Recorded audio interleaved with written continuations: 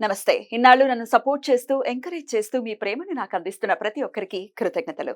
అలాగే ఈ వీడియో కూడా ఖచ్చితంగా మీకు ఉపయోగపడుతుంది. లైక్, షేర్ అండ్ సబ్స్క్రైబ్ చేసి మీ సపోర్ట్‌ని నాకు అందించండి. అలాగే ఈ వీడియో పట్ల మీకున్న అభిప్రాయాన్ని కామెంట్ సెక్షన్‌లో కామెంట్ చేసి తెలియజేయండి. ఇప్పుడు వీడియోని చూద్దాం.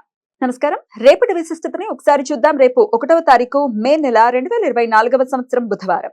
శ్రీ క్రోధినామ సంవత్సరం ఉత్తరాయణం వసంత ఋతువు. రేపు చైత్రమాస బహుళపక్ష అష్టమి తిథి రాత్రి 4:01 వరకు, తదుపరి నవమి తిథి. శ్రవణ నక్షత్రం రాత్రి 3:11 వరకు, తదుపరి ధనిష్ట నక్షత్రం. శుభం యోగం రాత్రి 8:02 వరకు, తదుపరి శుక్ల యోగం. బాలవ కరణం సాయంత్రం 4:56 వరకు, కౌలవ కరణం రాత్రి 4:01 వరకు, తదుపరి తైతుల కరణం ఉంటాయి. నక్షత్ర వర్జం ఉదయం 7:59 నుండి 9:32 వరకు. అమృతకాలం సాయంత్రం 5:12 నుండి 6:44 వరకు. హైదరాబాద్ ప్రాంతం వారికి రేపు సూర్యోదయం ఉదయం 5:50 సూర్యాస్తమయం సాయంత్రం 6:37 చంద్రోదయం రాత్రి 1:23 చంద్రాస్తమయం పగలు 11:57 అభిజిత్ ముహూర్తం లేదు. దుర్ముహూర్తం ఉదయం 11:48 నుండి మధ్యాహ్నం 12:39 వరకు. రాహుకాలం మధ్యాహ్నం 12:13 నుండి 1:49 వరకు.